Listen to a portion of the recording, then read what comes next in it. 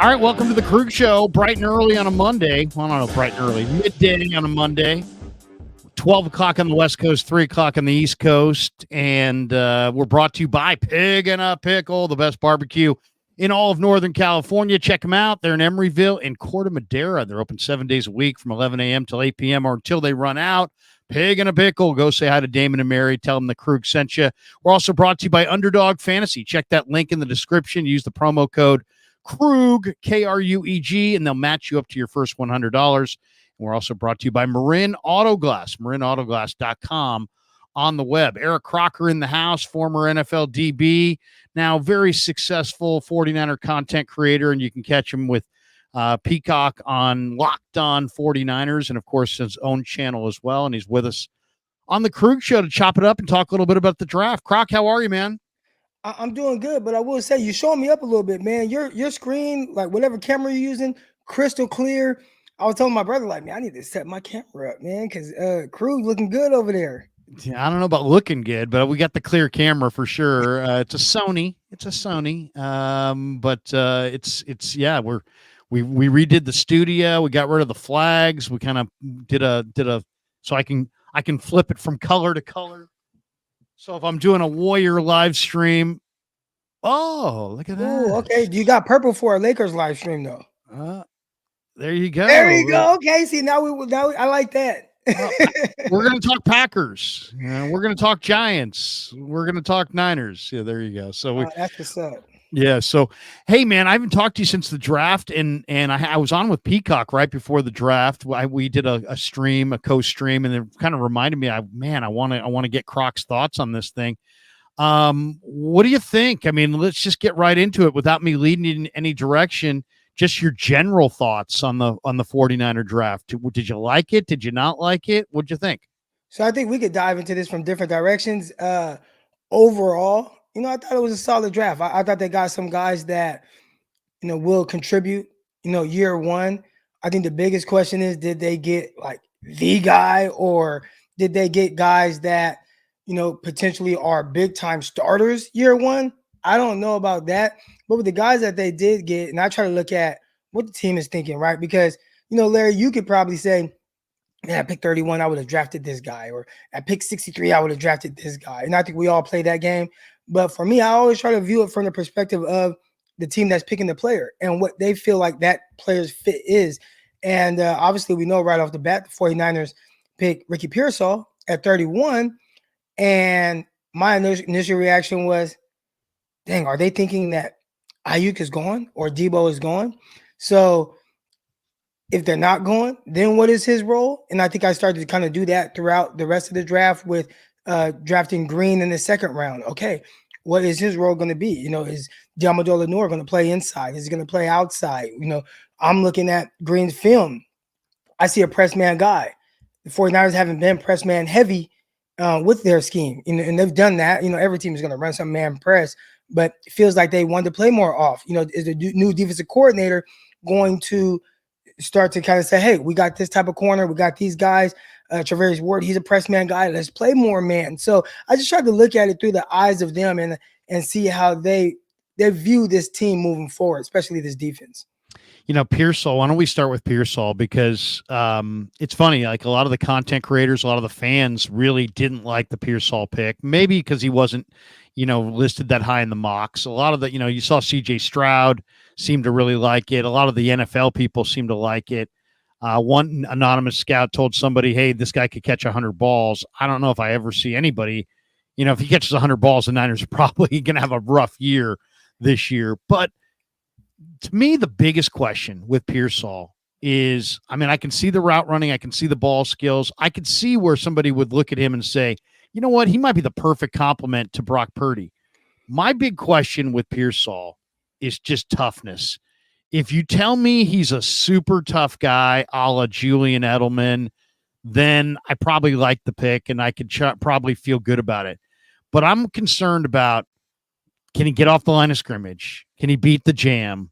If he takes a big hit in the middle of the field, does he start having alligator arms? Does he start looking for that defender in the middle of the field? This guy is going to make his money in the middle of the field, and it might be a great fit with Purdy, Purdy's accurate, plays on time, and all that stuff. But to me, it's just about toughness. Is Ricky Pearsall really a tough guy? Because if you tell me he's super tough, then I feel great about it.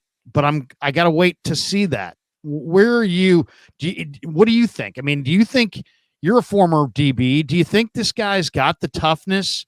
He doesn't have great production, though he did have good ball skills and hands and all that stuff. But his production wasn't great. Do you blame that on Florida's quarterbacks and where he was at Arizona State, or is that on him? How tough of a player do you think Pearsall is?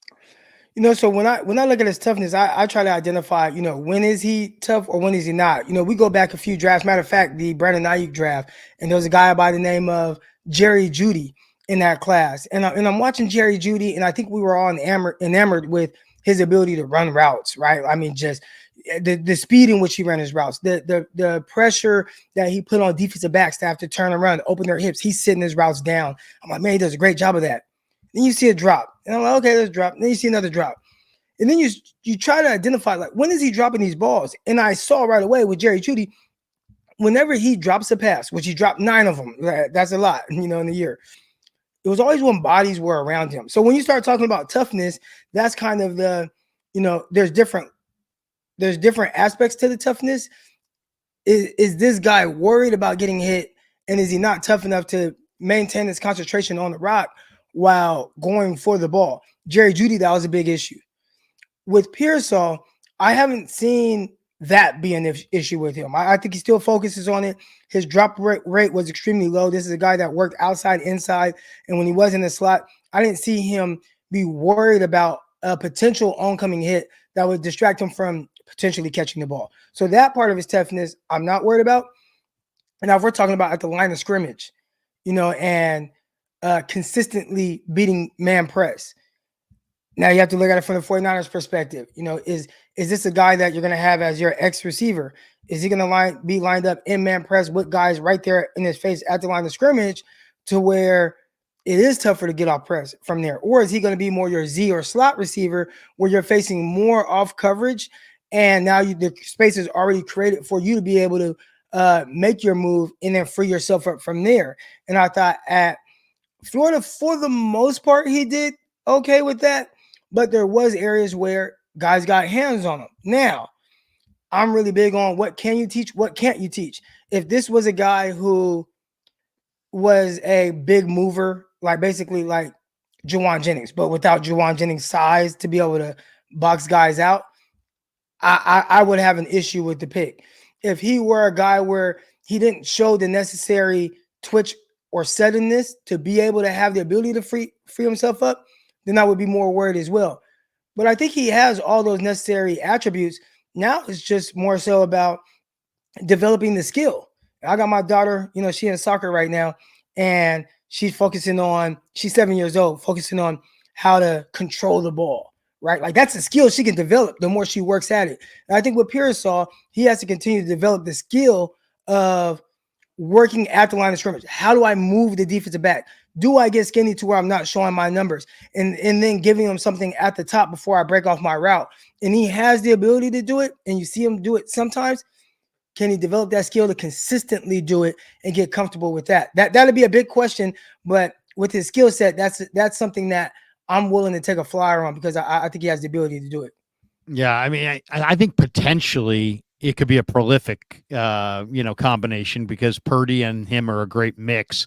But I just kind of wonder about the toughness. And if the guy's legitimately tough, I think, that's what Julian Edelman was. I mean, to some degree, that's what Cooper Kupp is.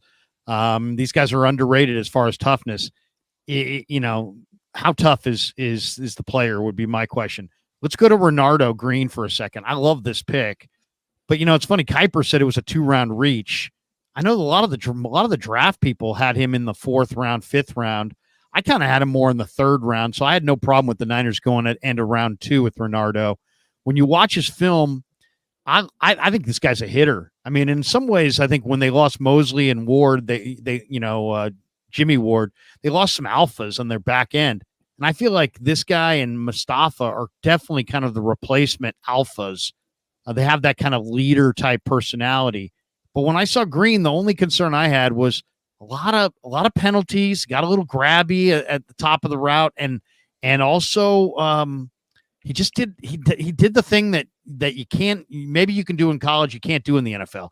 You can't face guard in the NFL and get away with it. They just always throw the flag. And I saw 3 or 4 examples of him face guarding down the field where he just didn't get his head turned.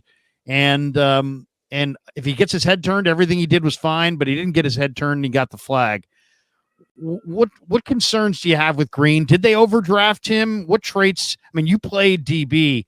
Do you like his traits? Or, you mentioned, press man versus zone. I feel like he could play some zone, but is he a good fit for what the Niners do? First let's talk about where he was drafted. And 31. I think a lot of times when, like, just let's say if he's talking to his grandkids, 30 years from now, and say, "Yeah, your grandfather was drafted in the second round." Like, that's what he said, second round, not knowing it's like dang near the last pick in the second round, or it was the last pick in the second round, I believe. Yeah. So, he was drafted late. So when some people, they hear second round and it's like, oh, well, I thought he was more of a third rounder or maybe even fourth rounder. If you're saying fourth rounder, then yeah, he's drafted a round early. But if you're saying third rounder, he essentially was really close to that. And those are probably third round great guys going in that range. So that part, I don't worry about that. And I also don't worry. I don't talk to scouts. So, and I haven't talked to anybody from the 49ers in that building to know where they had them or where other teams had them. And that's part of the part you have to kind of know where do teams have this guy.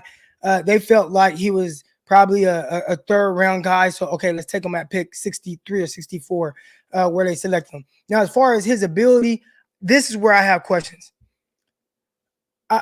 I watched Ambry Thomas coming out of Michigan. And right away, I identify Ambry Thomas as a guy that really likes to work from the line of scrimmage, whether he was in zone, whether he was in man. Most of the time, he was in press alignment. And when I watched him play off against guys like Devontae Smith, it wasn't great. He wasn't the most fluid guy in space. But I felt more than comfortable with Ambry Thomas being the guy that if you're predominantly going to play him more than not at the line of scrimmage. With the 49ers, get him, and it's like, play a lot of off coverage. I'm like, it's not really what he does. And now we've seen it be a little bit more of a rougher transition to the NFL for Ambry Thomas and a little bit more hit and miss. There have been times where he played well, made a big interception week 18 his rookie year, but since then, been a roller coaster ride with him at the cornerback position, and he's kind of an afterthought right now. Green, he reminds me a lot of Roger McCreary coming out of Auburn a couple years ago. Roger McCreary, a lot of press man, a lot of man coverage at Auburn, a lot of playing guys at the line of scrimmage, slightly built guy as well. Green did all his work mostly from the line of scrimmage. And from off coverage, the one thing I'll give him over Ambry Thomas, I think he's a more fluid mover. I think he has good feet. I think he runs with guys well, but either he didn't feel as comfortable enough because he wasn't asked to do that a ton. But that's something where, hey, we like this guy because of his press man ability and his ability to be scrappy, and maybe, I'm looking at the chat, maybe too scrappy for some people, but I like that. I'd rather tell somebody to tone it down as to try to tell them to be more physical. So if you're grabbing a little bit, okay, we can work that. But if you're not physical at all and guys are breaking off their routes and you're not even competing with them, that's where I have more of an issue. So I don't have a big issue on him being a little handsy. All right, but that's why I like him, because of his ability to work at the line of scrimmage. When I watch him play off, I didn't see quite that, that innate instincts that you would ideally like to see from, let's say, the Cooper DeJean, right? Feels really comfortable playing off, playing with his eyes, understanding route concepts. Like, that was his thing. He was good at that. I was like, man, he might transition very well as either a slot or a safety. When we watch Green, though, I know where he does his work. So, again, big question is, how are the 49ers going to use him? Are you going to get him and then just say, hey, we're going to continue to run more of a quarter scheme and he's going to have to play his quarters from off alignment? Or are you going to say, you know what? We got some guys, they can really play press man. They do well at that. Even Diamador Lenoir. Let's start leaning more towards that and doing things from more of a press man alignment or a press bail out of zone. And if they do that, then I really like the pick. But if they start playing him off a lot, I don't think I felt as comfortable with that. And there's going to be a transition. So now it's how quick does Larry want this transition to be? How quick do the fan base, the faithful, want this transition to be? Is this a guy that you're saying, hey, day one, we want him to start, but he's playing off? Then you're going to have to really live with some ups and downs. Yeah, And, there's and that's what they run into. there's an art. I mean, you could speak to it better than I could, but there is truly an art to playing off coverage, and it's not as easy to to know exactly the timing, the footwork, and if you haven't played a lot of off coverage, it can be very challenging. I think this is 2 drafts in a row now. The Niners have gone for a corner that was more of a press man guy. We didn't see a lot of Luter last year, but I talked to him in minicamp, and he's like, all I ever did was play, up on the line of scrimmage and press man. I don't feel as comfortable in off coverage. I will say this real quick about Luter, though. When he did play off, they did do some off man catch, and he was he did a great job at that. Now, he wasn't like this off back pedal, which you would be asked to do in quarters. He wasn't that. But he did do some off stuff where he felt comfortable. But again, that's not the 49ers scheme. So, yeah, those are things there. Why didn't we see Luter? Obviously, there was the injury things and stuff like that. Is that the only reason? Well, I don't know. Yeah, because we didn't, he was well over the knee bruise, I would say 4 or 5 weeks before we actually saw him. Who do you think, if Lenoir and Mooney are your 2 corners, who do you think of their group? And they got a bunch of guys now. Who do you think is the leader in the clubhouse for that third job? Would you rather keep Lenoir in the slot and look for an outside guy, or would you rather move Lenoir outside and look for a slot? Who do you think's the third best corner for the Niners right now? Well, first let's start with Lenoir. Lenoir has shown his ability to play inside or out. So it's like, hey, wherever y'all want to put me. If I am Diamador Lenoir, I want to play outside. Why? Because that's where the money's at. You get paid a lot more, and they prioritize more, an outside guy as opposed to a nickel. Now, if you're telling me all things are equal, I would like to see him in that nickel spot, because I know he does a good job there. And then you can have somebody else play the outside that you don't have to groom to play nickel the way you want. Sorensen, the new defensive coordinator, he was like a nickels coach as well. He has this rapport with Lenoir. They understand how to do that job. So let's not have too many moving pieces. Now, maybe you say, all right, in base situations, you got Ward and Lenoir on the outsides, and then nickel.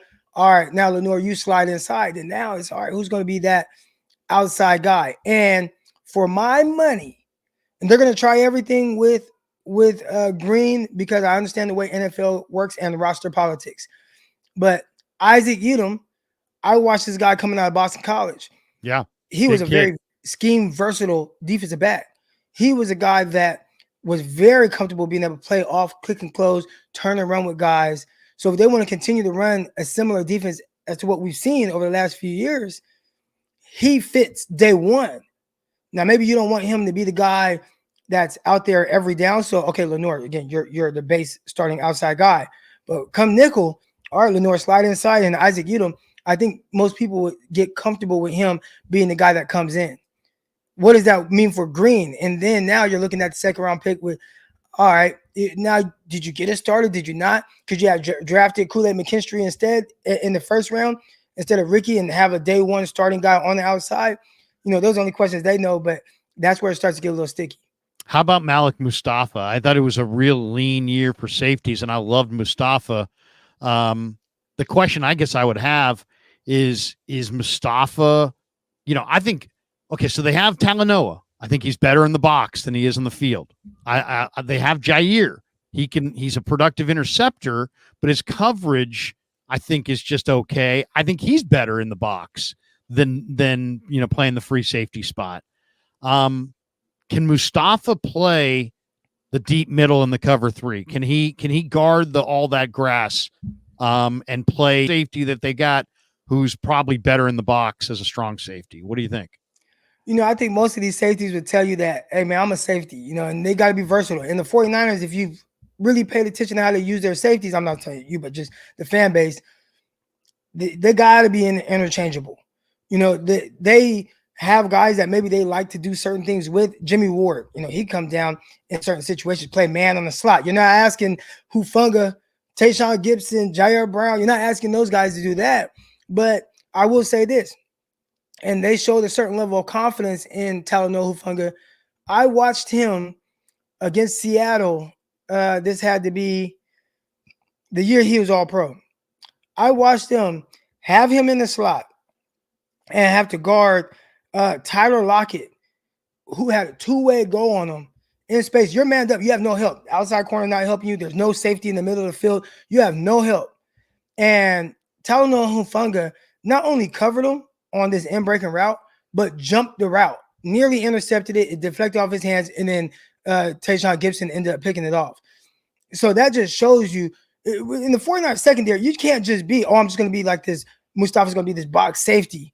Like, nah, you got to be able to do it all, or they're likely not going to feel comfortable putting him on the field. So, what did I like about him? I think we all see everyone speak about his ability in the run. I think he's very confident around there, being involved in the run game, coming off of that edge, trying to help in run support. He's a missile. I like the way he tackles. You see the lack of leak yardage. And then in space, because this is one thing that I felt like wasn't talked about a lot, watching him in quarters. And, again, is he a pure man corner? Are you going to think he's Derwin James in coverage or Minka Fitzpatrick? Probably not. But can he do the job? Yeah, I believe so. And I watched him have to run guy ran a corner route, and he's responsible for anything vertically pushing by two. And he did a really good job of walling off the post and running to the corner and making a play on the ball in the end zone. So he has good movement skills. He has good speed that I feel like is necessary to be a versatile safety on the back end. Does he feel more comfortable at one area as opposed to another? I would say, yeah.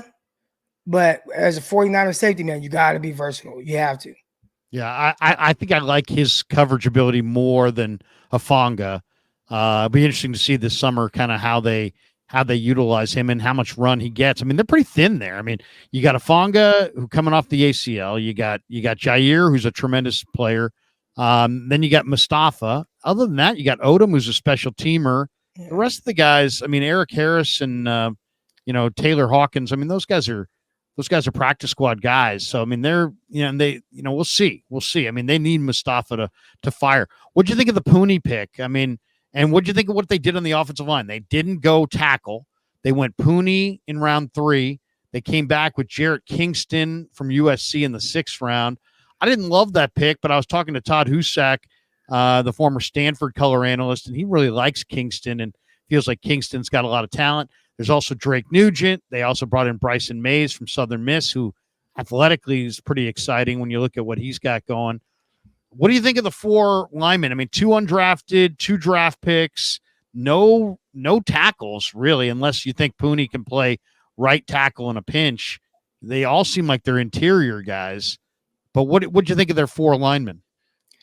Well, first, I think a lot of people, and you talk about the Pearsall pick and some of the outrage surrounding that, I think a lot of people felt like the 49ers 100% had to go offensive line. And shout out to my guy Peacock. I see him in the chat right now. But, Peacock and I were trying to tell people that they're not going to force this position and draft this just because y'all think that they need to go O-line. They had their entire offensive line come back, an offensive line that contributed the most efficient offense, passing and rushing in the NFL. You had the league leading rusher. You had a quarterback that played out of his mind, right? So can you improve at the right tackle position? Of course. It's going to be easy to just take the spot of someone who did start all year. I thought that would be something. It had to be the right guy. And clearly at the top of the draft at 31, they didn't feel like the right guy was there. So, they waited a while and they drafted Pooney. Now, Peacock and I will be talking about him coming probably when we record today at 3 p.m. When I watch him, I see guard. Just from a movement skill standpoint, I love the sexy kick steps when guys get into their pass set. He have a sexy pass set. Just the movement skills and everything to me said guard. Now, I think he did a good job, a solid job being able to move out in space and get on guys and finish blocks from there. But everything about him, watching him, did not say tackle like a lot of the other guys that Peacock and I watched. Felt more like a guard. So 49ers drafted him. Sounds like he's going to play guard, play in the interior. I think that's where he fits. I like that. Now for him, it's are you able to compete with John Feliciano? Feliciano is a guy who was one of the higher graded guards in the NFL during his starts last year. Obviously, the 49ers brought him back. Nobody wanted him, I guess. 49ers were able to bring him back and play guard. And I think you got a guy in the third round that can potentially compete for either a starting spot or a swing spot. So if he is a swing spot, maybe that's where his guard tackle versatility comes into play. But if I had to guess, I would say week one, I think you see Feliciano, but they probably would really like for it to be Puny. Yeah, no, I mean, I like the aggressiveness of Pooney, but did you have a thought on any of those other guys, the other three guys? I mean, my Stanford people say, hey, don't sleep on Nugent, but I saw Michael Hall in that Ohio State Buckeye Michigan game just abuse Nugent. I mean, the speed, he just couldn't deal with Michael Hall's speed. Now, Michael Hall ran 4.76. He's quick as heck. He's hard to block. But he really had his way in that matchup game, that rivalry game. I love what I saw athletically of that kid Mays from Southern Miss. He looks intriguing to me. Kingston definitely strong. I mean, he put up 36 reps of 225, but to me, there were better players on the board. I mean, they obviously like something about him. He moves well. He's got strength. Any of those other three guys stand out to you in any way? Peacock and I haven't got to them yet. So Peacock is the boss, and he tells me what we're going to talk about, and then we're going to watch those guys. So, boss man, we should be going over them soon, though. Okay. Let's talk about, I think, kind of one of the more interesting picks, and that's Garendo. They traded their 2/5 where they normally is their sweet spot into the 4th to get Garendo. And Tony Pauline, a buddy of mine who had, basically put out a tweet 3-4 weeks before the draft, Niners are going to go for Garendo in the 3rd round. And it's almost like Tony knows something, huh? Yeah, it was like Tony knew something. And then the next day he took it down. And then, of course, they took him in the 4th round. So maybe the Niners called Tony and said, hey, Tony, don't put our stuff out there. But what do you think of Garendo? Because, one of my favorite guys to evaluate or to listen to his evaluations is Scott McCloughan. He went on with Barrows on The Athletic and said that he doesn't think that Garendo, unless he's just an awesome contributor on special teams, he doesn't even think he's going to make the final 53-man roster. The guy ran 4.33 at 220 pounds. They gave him number 49. He was Mr. Indiana in the state of Indiana, Mr. Football in the state of Indiana, his high school senior year at wide receiver. What do you see? Because I see a big, fast guy who's got some receiving skills, got some blocking skills, but is just very limited as far as his running back skills. To me, he looks like a trap runner. Like if you can get to that 2nd level, now he's dangerous. But I don't see a lot of pick and slide. I don't see a lot of natural running back movement from him. But he's obviously big and obviously fast. Croc, what do you think? Is Garendo? I look at him and I see a fullback. I see like a futuristic fullback, like a fullback that has crazy speed, who can catch it, block, do some things, but not an every down running back. What do you see with Garendo? So when the 49ers drafted him, I knew nothing about him, but you start to see things kind of, fly around and you're seeing the testing numbers. And I tweeted out like, dang, 49ers got an explosive running back. And then you watch him. And the first thing I noticed right away was it takes 3 possessions to get to him. He is not their starting running back. No. And their starting running back did get drafted as well, but he wasn't the main guy. Now you watch him and you see a certain skill set that he has. And I'm like, okay, I can see how the 49ers like this. They like this with Raheem Mostert. It's a guy that can kind of, press the edge, 1 foot, get his foot up and get north right now. And you can see some explosiveness when he does that. But I didn't think that's what his game was on an every down basis. He was more of kind of a bruiser, I guess you could say, than I was expecting. I'm thinking I'm going to see this quick, fast, explosive back. And I saw a guy that looked a little bit more lumbering between the gaps and could finish runs fairly strong, but you didn't quite see that breakaway speed often. Now you did end up seeing it, but you watch a guy that moves well, plays fast, does all these things. Let's say guy that played with Brock Purdy at Iowa State, Why am I blanking on his name? The running back. Brees Hall. Brees Hall. Yeah, you see that speed, you see that ability, you see it with everything he does. With Grindle, you see it at times, but it definitely wasn't consistent, which maybe leads to why he wasn't the factor back there, out of school. So I wasn't as excited after watching him, and really came away with if Cody Schrader ends up being the guy that they like more and only fail because, well, he's 5'8", 5'9", 205 pounds, tested terribly. I could see him being he was a better runner in college. He was more productive. He was a better runner on a consistent basis. Yet, is he going to break off the 50-yard runs? Maybe not. But can he get me 7, 8, 9, 10 yards more consistently? I think he had more of that ability. So again, you draft in the third round, you might get more opportunity. Kyle Shanahan has done a good job of cutting bait with those guys early on and just going with whoever the better back is in those classes that he's drafted guys. I wouldn't be surprised at all if Cody Schrader ends up having more of a role in the 49ers team. And which leads us to the other thing. Why do y'all keep drafting these running backs who aren't the guy? Now, if you're going to take a guy in the second round because he is Brees Hall or Kenneth Walker or something like that, then okay. But you're drafting, Trey Sermon, and it's like, everybody that watched Trey Sermon is like, kind of, are they trying to switch up how they want their running backs to be? Then they draft Ty Davis Price. Why would you do that after the year before with Trey Sermon? And then now you go this, and I bet the guy that ends up being more productive is Cody Schrader. So something that's very interesting to keep an eye on. I like the way Schrader runs much more than Grindle. Yeah, no, and we were in lockstep on that. It's really interesting, isn't it? I mean, Trey Sermon was almost like a Le'Veon Bell. I mean, he really took a lot of time at the line of scrimmage to kind of set things up, and he just didn't have the speed. They're looking for somebody to hit the hole. This guy, though, doesn't really have running back instincts. He's just like big, strong, fast. I am intrigued, though, if they're trying to move on from Juice to go to a guy like Garendo, just from the standpoint of I've seen examples of him stonewalling defensive linemen. He's obviously got enough heft to block, but man, could you imagine flipping it in the flat?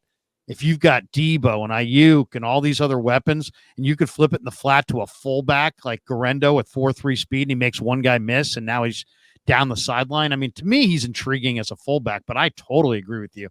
I think Schrader is a better back. I mean, he ran 4.6, but you know what? I don't even care about that because the guy played in the SEC and he was the first team all SEC running back, and he's got all kinds of pick and slide. He's got vision. He knows how to set up his blocks. He's a natural running back. In some ways, Cody Schrader reminds me of kind of a poor man's Blake Corum, just a small guy who's, knows how to play. And I don't know. I see a really good running back. I think he's going to make the team. We'll see. Kyron Williams too. The Rams drafted him. He wasn't, the biggest, most explosive guy. And I'm thinking like, oh man, the Rams got Kyron Williams. Like, that's not a threat to the 49ers. And lo and behold, like he had a really good rookie year.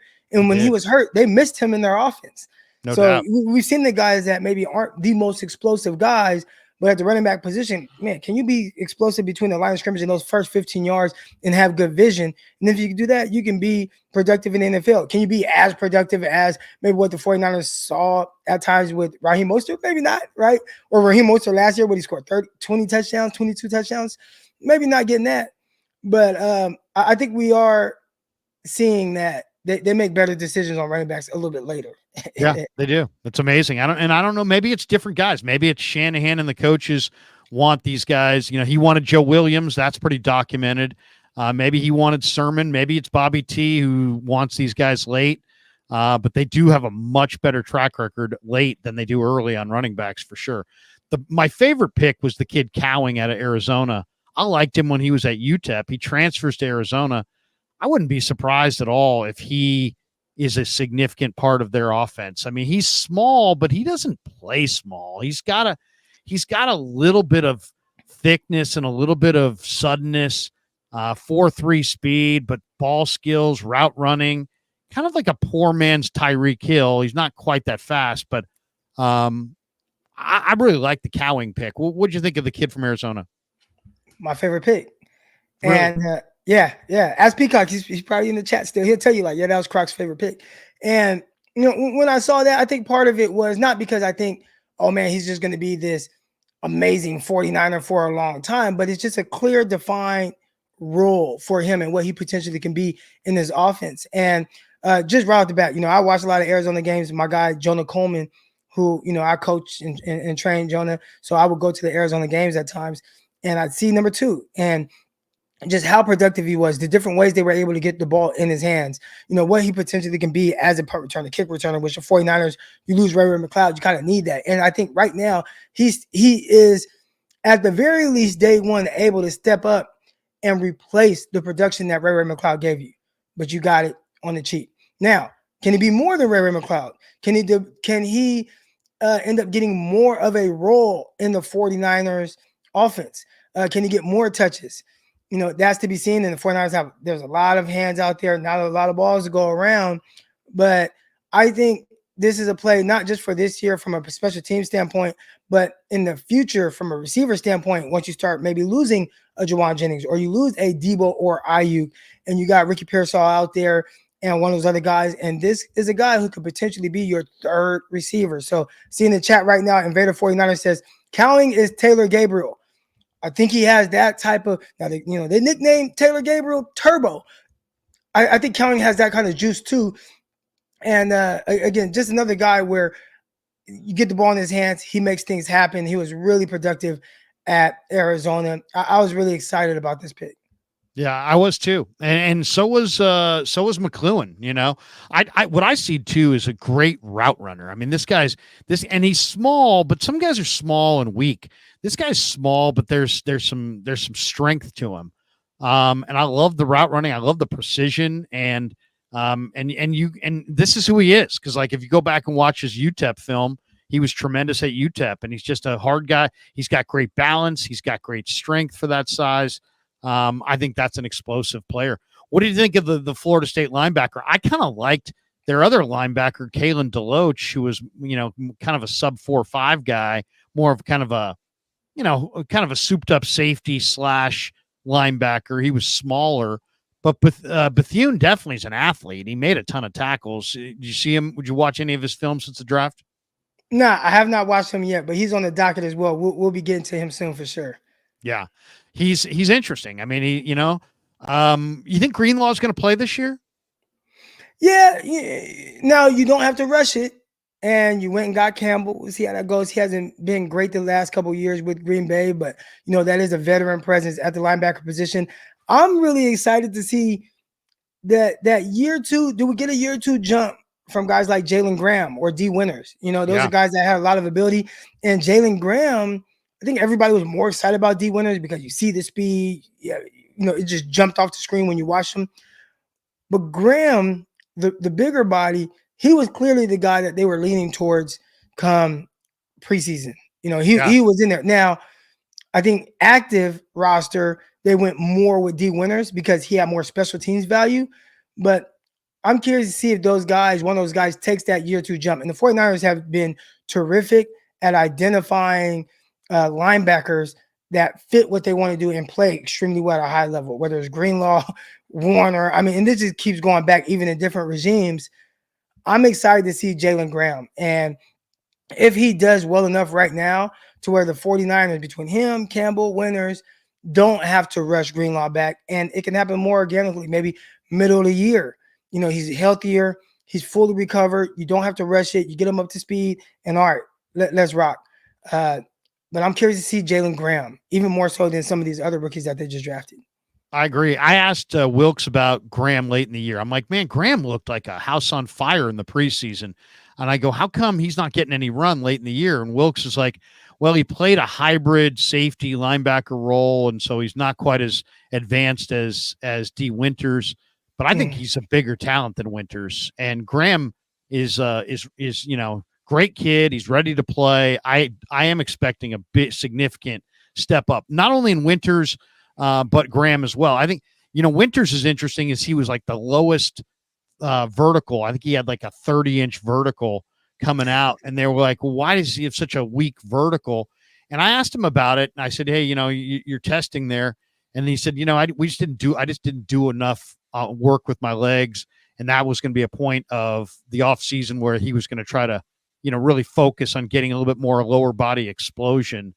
But I think both those guys are players, and we'll see. I mean, I like Graham more than I like Winters, but I think both those guys could step up and make a dramatic step forward. Is the Niner D line, Croc, better or worse than it was on Super Bowl Sunday in your mind? I think it's hard for me to say better when you're losing a guy like Eric Armstead. And I know a lot of people just look at maybe his sack production and it's not quite there. When you just watch his impact in the run game, his ability to push the pocket, that's a big presence that's going to be missed. Do you like I think Collins? They got a little bit better. Do you like Jordan Elliott? I think they got a little bit better because what he did, even though he did at a higher level than maybe these guys would do, I think you can fill that role. Where they got better to me is maybe being able to hold that edge on the outside and having a legit pass rusher in Leonard Floyd opposite Nick Bosa. So I think Floyd is a guy that he sometimes gets his sacks more off of effort than the skill, but he will get the sacks. Like okay, I'm gonna get 8 sacks from him this year, right? 8 to 10 sacks. He has that kind of ability. And then you got Gross Matos. Gross Matos might be more of that guy that can help set the edge. I thought that was a huge issue for the 49ers. I didn't think they were as stout, especially in the absence of having Eric Armstead. I really wanted Darius Robinson. There we go. Darius Robinson out of Missouri. Missouri, yeah. Oh, man. With Arizona. I'm really big on seeing that fit and then how that translates to the 49ers. He's a guy day one. He can hold that edge, be stout, push the pocket a little bit from there, and then pass rushing downs, go inside and develop more as a pass rusher from the interior.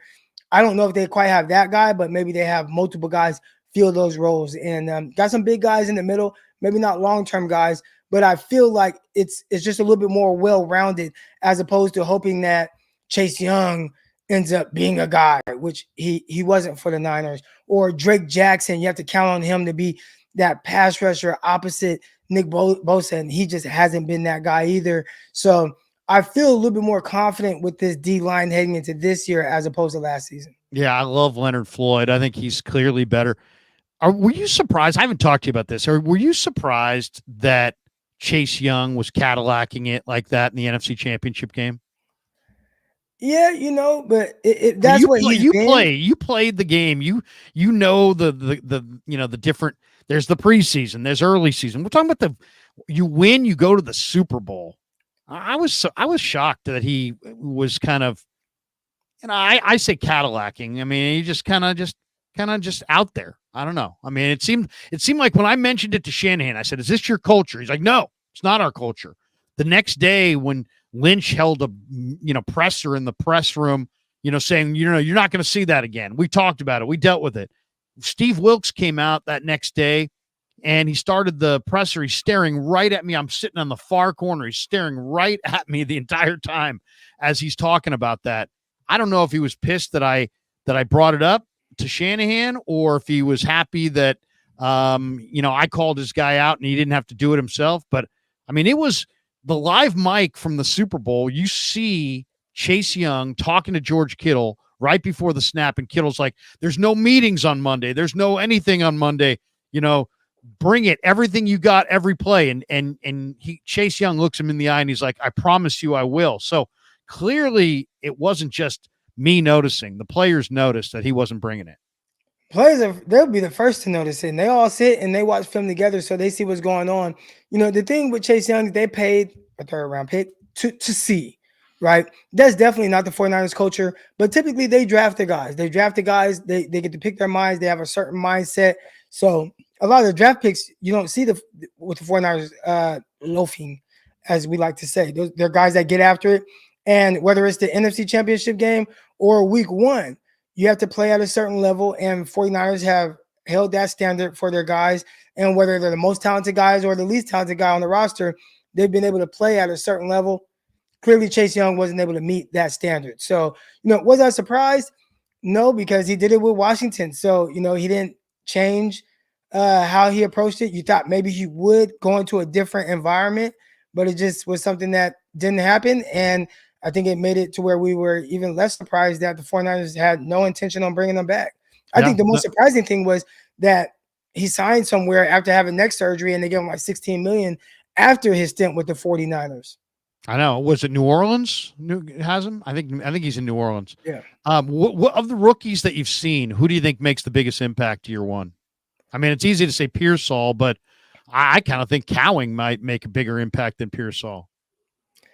I think we could see Cowing because of just a different role. Like let's say Pearsall. Pearsall, if he's your Z receiver, where you have a Z receiver, whether it's Debo, typically it's going to be Debo, kind of the way you do things. You have a slot receiver that you feel comfortable with, that big slot with Juwan Jennings. So I could see a scenario where maybe Pearsall either needs somebody to get hurt, which you don't ever really want, but that'll help him, or his role just isn't as big, as opposed to Cowing, where it's just like, hey, we might only bring you in for these certain things, but you're going to be our kick return punt returner. Can you help us flip field position? And then, hey, 2 times a game, we're just going to make sure we get the ball in your hands. And that alone might give him a bigger impact on the year than what you get from your first round pick, Ricky Pearsall. So unless the 49ers have different plans with like Debo Samuel, because I do think Debo, he expands the offense in ways, but he also limits the offense in different ways. Just his I think he has gotten, I don't like to use these words, but he has embraced the wide back position more and more, as opposed to continuing to develop his game as a pure receiver. So the more he goes away from it, I think the more we see, you might need to find someone that, all right, we're still gonna do his Debo Samuel stuff, but can someone else help us in other aspects where maybe we're lacking a little bit in the passing game? Couple last ones with Croc as he's with us on a Monday, and we're talking Niners and the NFL draft, kind of rehashing the whole thing. Willie Snead, what'd you make of the Willie Snead thing? And I have strong thoughts on it, but I mean, we're all kind of left to kind of guess. What's going on there from your perspective?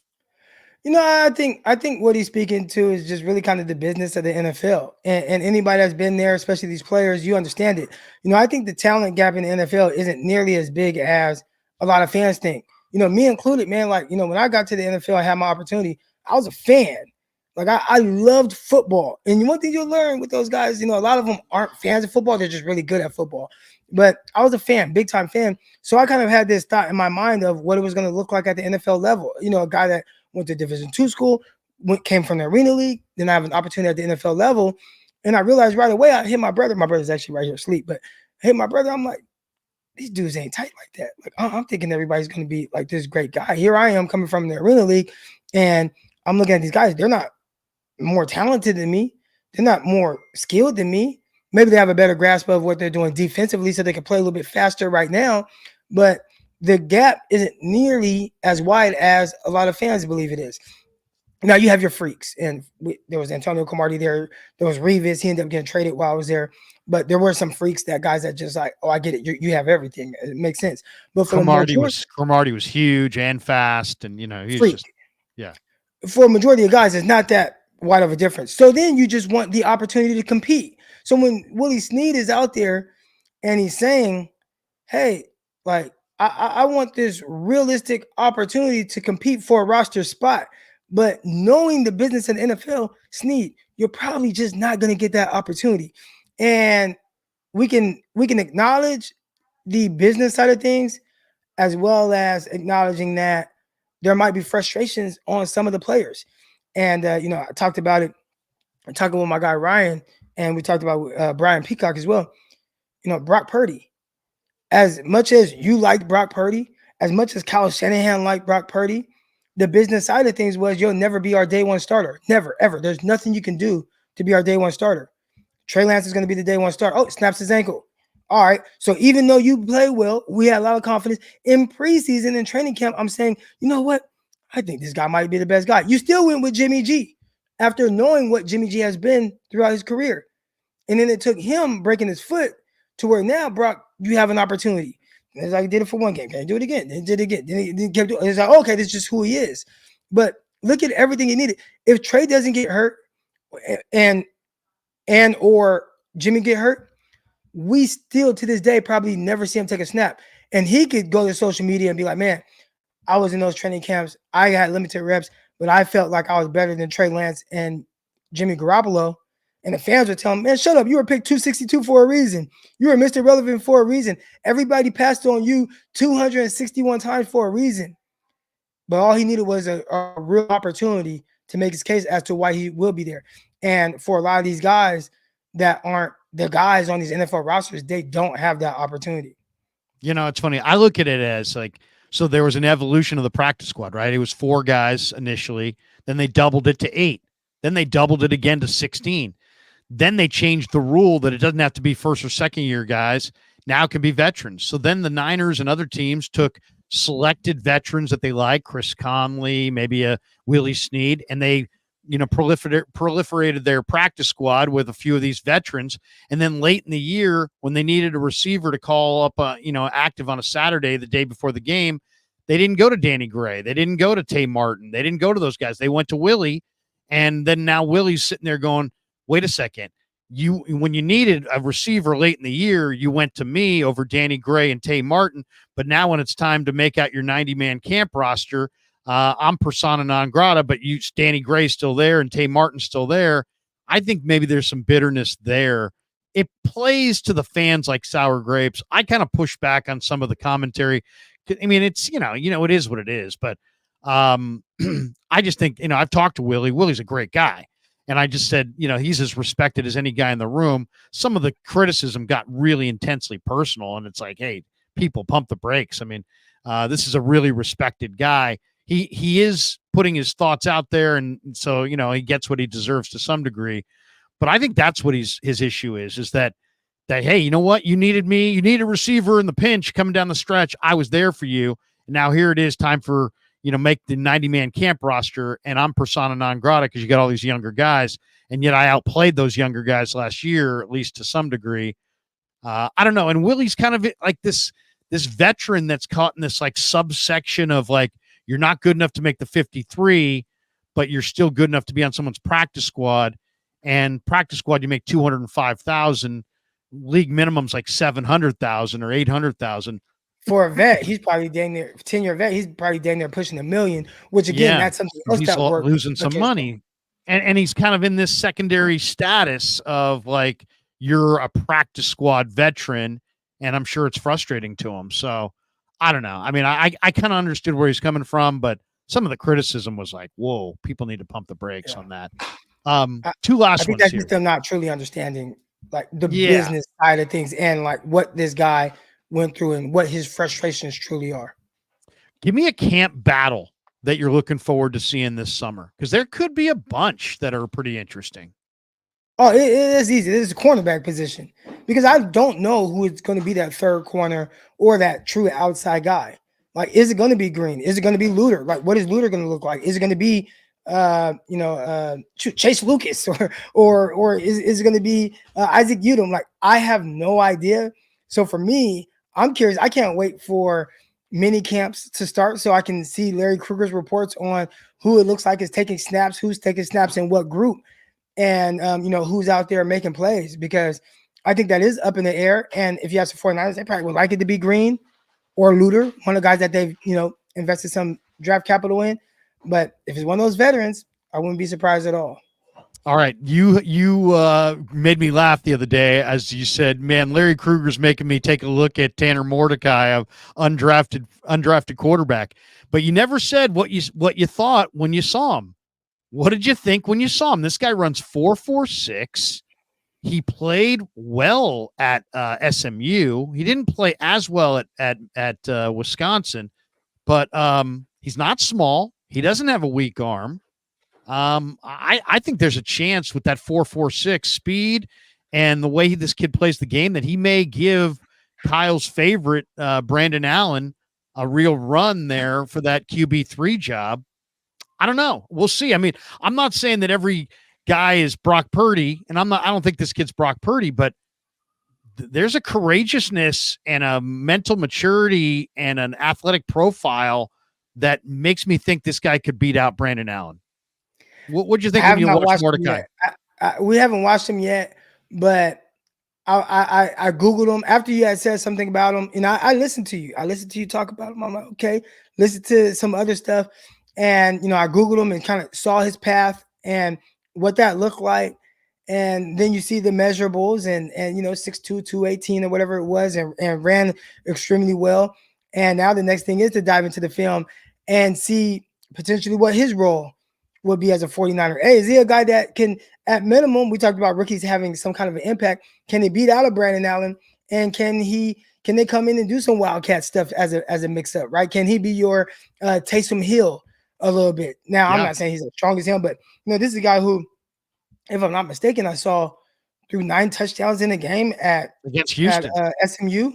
Yeah. I mean, 7 in his first game against Abilene Christian. I mean, he put up some pretty big numbers. Now, granted, it's kind of a prolific offense, but still, I mean, he looked pretty good. What impressed me, Croc, was the fact that when the kid did break the pocket and run, he ran down the middle of the field and gave guys moves. He had a 53-yard run. I mean, then I saw some interviews he did, and he's kind of got the Purdy thing going. He's kind of got that mental maturity, aw shucks, kind of. And I read a couple reports from different people saying that he was truly an authentic leader. I like Brandon Allen. I know Shanahan does as well, but I don't know. And if this kid looks good in the preseason, it'll be interesting to see what they go with at the cut down. Yeah, I'm excited to see what that looks like. But I am going to go to the film, and by the next time you and I talk, I would have watched him and those offensive linemen a little more and be able to discuss more of that because I'm excited. I want to get on the hype train, with him. But yeah, definitely haven't watched him just yet. Okay, 2 last ones, and we'll jet. One is the quarterbacks. There were six went in the first 12 picks. I like Michael Penix and Jaden Daniels. I don't like the other guys. I don't believe in Caleb. Don't believe in Nix. Don't believe in May, Drake May. Just not a big fan of the other guys that went in that. So I'll don't believe in Caleb. Don't believe in May. Don't believe in McCarthy. Don't believe in Mix. But I like Penix a lot because of the arm strength. And I like Jaden Daniels. To me, he's such a better player at LSU than he was at Arizona State. I couldn't believe how much he improved. I like those 2 guys. I don't like the other 4 guys. Of those 6 quarterbacks, who do you like? Well, first, let's talk about the 2 guys that you like and maybe why you like them. I mean, let's talk about mental maturity. These guys have had to overcome some real adversity. I remember why at Arizona State, clean out Jaden Daniels' locker. And this is a guy, I watched Jaden Daniels play out here in Sacramento, his state championship game in high school. And I was like, man, why are we God? I'm like, man, got some talent. You see, he goes to Arizona State. By the time he left there, his teammates were saying, hey, you suck anyways. Get him out of here. Did you ever see that video? Yeah. So that's a guy who, you overcome that. You go to the SEC, higher caliber teams that you're playing week in and week out. The first year, whatever, it was solid, not great. And then the following year, for him to have that, and midway through the year, about midway through, I'm tweeting this out. This is the best player in college football right now. Why is nobody talking about it? Why are we only talking about Caleb? Why are we only talking about, these, Drake May and these guys? Why is nobody talking about the level in which Jaden Daniels is playing at and his ability to be a playmaker? And I think he has to become more refined with just being able to, drop back, get the ball out of his hands. But he's playing at a high level. And, Penix, same thing, playing at a high level. Both of those guys, the adversity, Penix, the injuries, with first 4 years ended with season-ending injuries, and having to overcome that. And then how well he played at Washington while not missing any games for them. Those guys with a lot of experience. So if you told me that you feel the most comfortable with those guys, and maybe even throw Bo Nix in there as well, I'm not surprised by that because the things that they had to go through at the collegiate level, that's tough. And that would make me feel more confident as a coaching staff if I took one of those guys. Do you like Caleb? Penix go so high. Yeah, I like Caleb, but Now As again, a 1-1, as a 1-1. we don't have the opportunity to interview these guys, so we can kind of only go off the little that we see with personalities and things like that. And I'm not sure he's quite my personality. Like just hearing him talk and the way he talks and the way he moves and stuff. But from a talent perspective, he has everything on field that I ideally would want in my quarterback. And the biggest question I probably had with him was like, man, can he play within the timing and rhythm of the offense? And then I remember watching him against Colorado. Their defense sucked, but I watched him against Colorado and just how quickly he got the ball out of his hand, just back, boom, drop back, boom. I mean, and it was just consistent over and over. I'm like, oh, he can do it. Just sometimes he plays too much hero ball. So can you? I feel like I'm saying the same things I said about Patrick Mahomes when he was coming out. But can you pull back a little bit on so much hero ball and play a little bit more under the context of the offense and do that as well as the ability that you have? Then, oh, I love it. And I said that about Mahomes, and I feel like Mahomes still plays kind of like he played in college. He's just amazing. I don't know if Caleb Williams will be amazing, but from an ability standpoint, it is off the charts with the things that he's able to do. So going number one overall, I think he was always going to be that guy. His personality, how well is that going to mesh in the locker room? I'll tell you, they signed an undrafted kid named Austin Reed from he was Malachi Corley's quarterback at Western Kentucky, and that guy can play. So we're going to find out if with Badgett and Reed there, Caleb's obviously going to get the first, second, third, fourth crack. We'll see what it looks like. On the way out the door, bold prediction. I'll go first. I'll give you 30 seconds to think of one. I'm saying that I think Cody Schrader and Jacob Cowing will be better than Garendo and Pearsall. And I feel pretty confident in that regard. And I also think my other bold prediction is I think the Chargers are going to be really good this year and maybe AFC title game good.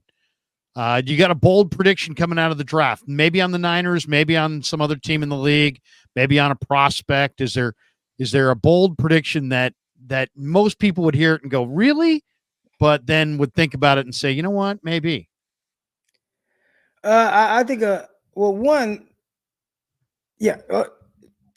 Jordan Love, man. Like Jordan Love, with that young receiver group, is he going to take that next step? And I would say, if he does, what does that look like? And the bold prediction would be Green Bay in the conference championship game, because this guy just gets it, and now he's in his groove. And I think he has the ability to do it. I think down the stretch, we saw how well he played. There were two guys playing the highest level quarterbacking in the NFL. It was Brock Purdy and Jordan Love. And if Jordan Love can continue that with the, some of the physical attributes that he has and his receivers, young group he had, a lot of good those receivers. guys taking that next step, and they, got running back help, and they got the young tight end and Musgrave and those guys. That can be a very dangerous offense. So I'll say this: my bold prediction: Green Bay Packers #1 offense in the NFL. That was very bold of you with the Chargers, though, because who's it? Lad McConkey got to lead that offense. And I just really believe that Harbaugh is going to change the culture there. But you're right, McConkey's going to have to play for them early because they don't have a lot of receivers. Though they did get Rice's kid late. Did you like Rice's kid? Yeah, big body guy. I thought he utilized his body well. Wasn't as good as like Michael Pittman Jr. when Mike Pittman was at USC, and I kind of got to watch those guys through like the same lens of what it looked like. But seems like a hard worker, and anybody that comes into the league with that kind of chip on their shoulder, and it seemed like he felt highly of himself, and the rest of the league didn't see, they weren't as high on him. I'm anxious to see what it looks like when he goes out there to prove everybody wrong. So I love those stories, and I love rooting for the underdogs. One last super here on the way out. Dumpster Dive Dan says $2. Any concern about the O-line, and what do you think of Robert? Do they like Robert Beal? Do you think Beal makes a big jump? And how, I guess the big question is, how concerned are you, Croc, about the Niner O-line going into this year? It was like in your mind, was it a glaring need that they failed to to address and it's going to be their undoing, or do you think they got enough? Let's start with Bill. And my questions with Bill were we're talking about a guy who played on a defense with everybody going top 15, top 10, first round. Right. Why are you the most freakish out of all of them with your ability and athleticism, but you go 5th round or late? So I always kind of questioned him. And is it like, well, just kind of his measurables? That's the reason why he's even getting an opportunity. But there's a chance he just might not be good. Mm-hmm. And so I have no like, I'm not holding out any hope for him. Remember, when we talked about D-line earlier, we didn't mention Bill at all. And if he takes that jump, let's do it. Great. And he was able to put it all together. And maybe Chris Cassert can help him do that. But I have no realistic goals for Bill at all. Hopefully he gets some special team snaps. And he's the kind of guy that can be good on special teams. Now, as far as the offensive line, if they weren't trading up middle of the first round to grab an offensive lineman that they felt was the guy and fit and was going to be a plug and play day one starter, I was just fine with them trying to get better in other areas, which they felt like they did. And we'll see if that happens. But I think the offensive line, as it stands, again, I said it earlier, with whatever deficiencies, not even being able to really run to the right and all that, you had the most efficient offense rushing and passing in the NFL. And if you're able to do that and you bring back every one of those offensive linemen, that's not me saying that you can't get better. That's not saying that you would like to get better over, McKivitz. I think everybody would like to, but it does. I do have a certain level of confidence that with that O-line, I know at least they can go to the Super Bowl. Now, maybe they can't protect their O-line or their quarterback against Chris Jones, but I think a lot of people have that issue trying to defend Chris Jones as well, not just the 49ers. So yeah, I have a high confidence level of the O-line. I think they're okay. They're fine. Croc, awesome stuff, man. Obviously you go, is it 7 days or 5 days with Peacock? You go Monday through Friday or every 7 days a week? 5 days a week, Monday through Friday. We got episodes dropping. We go live a couple of times a week as well. And I'm coming up on year 3. I think June 1st is my 3-year anniversary with Locked On. So I couldn't be happier being able to get with my guy Peacock and talk ball every day.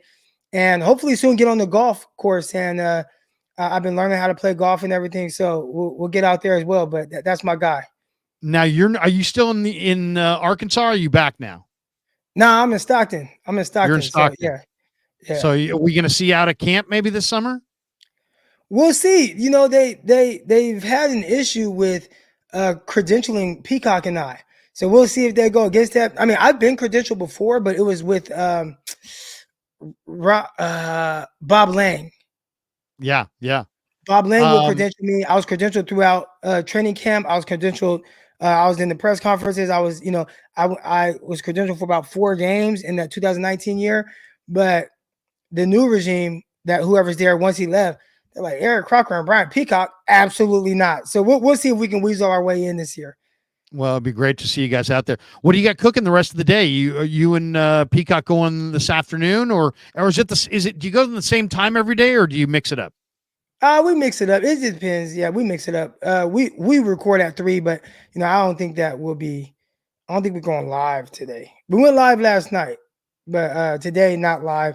But it'll be up. It debuts or premieres on YouTube probably around 8 p.m. or so. Yeah.